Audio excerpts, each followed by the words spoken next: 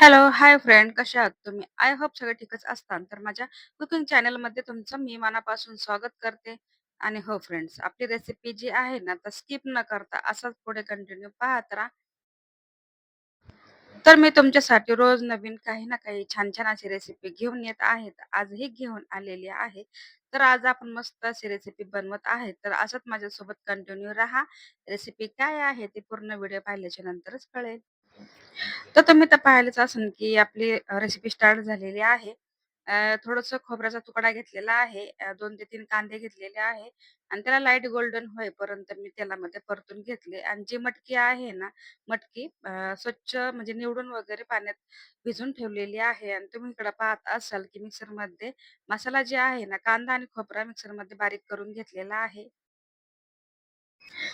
गॅसचा फ्लेम चालू करून घेतल्याच्या नंतर मी कढई ठेवलेली आहे आणि कढई तापल्याच्या नंतर काय केलंय जवळपास आहे ना थोडंसं तेलचं प्रमाण जे आहे ना थोडं जास्त ठेवलेलं आहे. अर्धी वाटी साधारणपणे आहे आणि तेल गरम झाल्याच्या नंतर तुम्ही इथं पाहिलं असेल की कढीपत्ता जे आहे ना तर स्वच्छ धुवून घेतलेला आहे.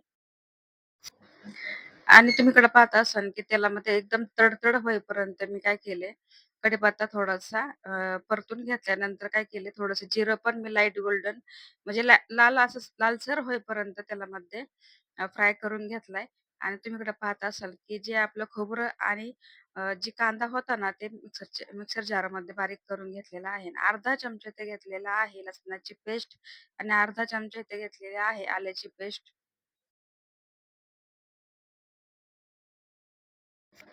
आता काय करायचं हे जे काही जिन्नस आहे ना आपण टाकलेले, हे सर्व मिश्रण आहे ना एकसारखं आपल्याला तेलामध्ये परतून घ्यायचं आहे. जवळपास 3 ते 4 मिनिटं आपण काय करणार आहे, असंच ह्याला परतून घेणार आहे. नंतर आपले मसाले जे आहे ना ॲड करणार आहोत.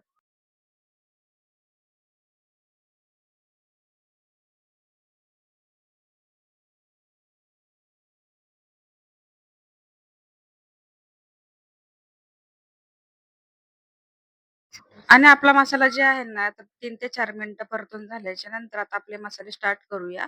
इथं घेतलेला आहे 1 चमचा मी घेतलेला आहे चिकन मसाला. तुम्ही म्हणत असाल, की मिसळ बनवते, मिसळसाठी पण तू हेच वापरते का मसाले? हो, मा मला हे मसाले खूप आवडतात. म्हणजे प्रत्येक भाजीमध्ये हेच टाकते आणि माझी जी रेसिपी आहे ना, तर तुम्ही प्रत्येक व्हिडिओमध्ये पाहिलं असेल, की मला मसाले हेच टाकायला आवडतात. तर चिकन मसाला टाकल्याच्या नंतर 1 चमचा इथे मी घेतलेला आहे मटण मसाला. त्याच्यासोबतच घेतलेला आहे 1 चमचा मी धना पावडर आणि धना पावडर टाकल्याच्या नंतर इथं मी लाल तरी जी असते ना, काश्मीरी लाल तिखा ते इथे घेतलेलं आहे. तरीसाठी घेतलेलं आहे. ते घेतलेलं आहे 1 चमचा आणि नंतर हळद पण इथे घेतलेली आहे साधारणपणे 1 चमचा.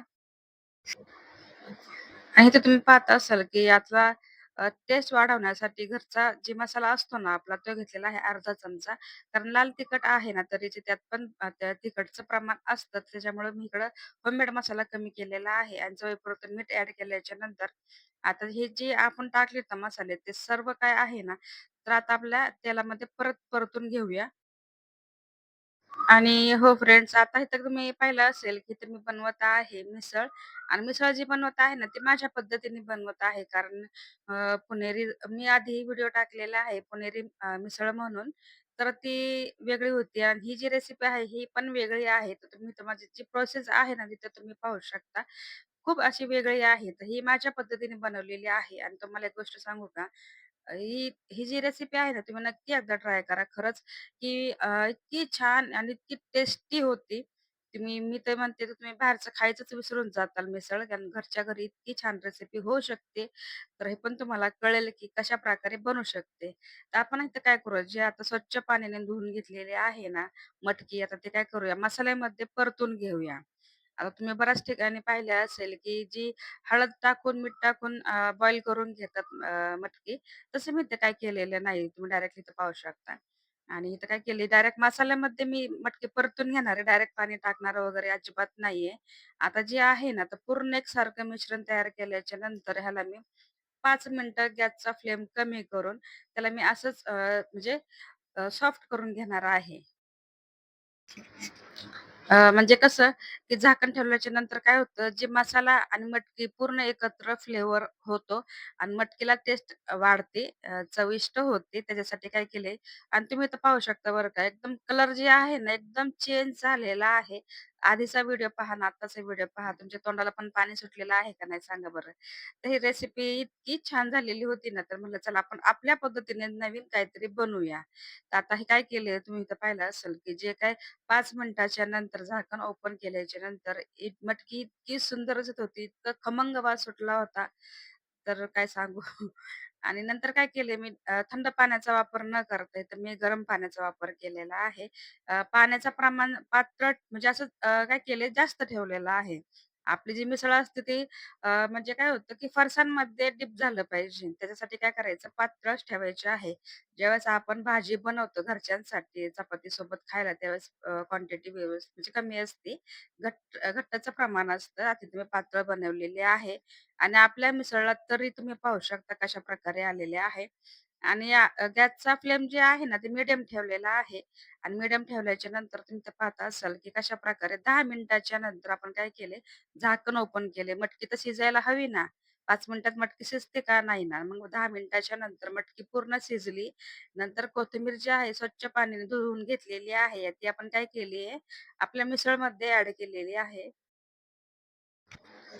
तर तुम्ही तर पाहत असाल, की तरी पण मीडियम आहे, तरी पण जास्त नाहीये. ज्याला म्हणजे डाएटवरती असतात आणि ज्याला कोणाला तरी आवडत नाही, तर ती त्यांच्यासाठी पण रेसिपी आहे बरं का. कारण तेलाचं प्रमाण कसं असतं, बाहेर आपण खाल्लं तर आपल्याला पोटाला पण त्रास होतो. पण घरच्या घरी अशी रेसिपी बनवणं खूप भारी आणि सर्वांसाठी छान पण. तर फायनली माझी मिसळ जी आहे ना, तर रेडी झालेली आहे. त्याच्यासोबत फरसाण आहे. रेडीमेड आपण बाहेरून मागवले होते पाव आणि थोडासा कांदा त्याच्यामध्ये कोथिंबीर मिक्स करून घेतलेली आहे आणि लिंबाचा तुकडा तिथं हवायच ना. तर मस्त अशी माझी रेसिपी झालेली आहे आणि तुम्हाला रेसिपी ही कशी वाटली नक्की मला कमेंटमध्ये सांगा. व्हिडिओ आवडला असेल तर व्हिडिओ लाईक करा, चॅनलला सबस्क्राईब करायला विसरू नका. ज्या ज्या ताईंनी, भावांनी, बहिणींनी मला म्हणजे व्हिडिओ माझा पाहिला असेल त्यांचा मनापासून आभार मानते. हा व्हिडिओ मी इथं सेंड करते. नेक्स्ट व्हिडिओमध्ये भेटूया. तोपर्यंत स्वतःची काळजी घेत राहा. सर्वात महत्त्वाचं खात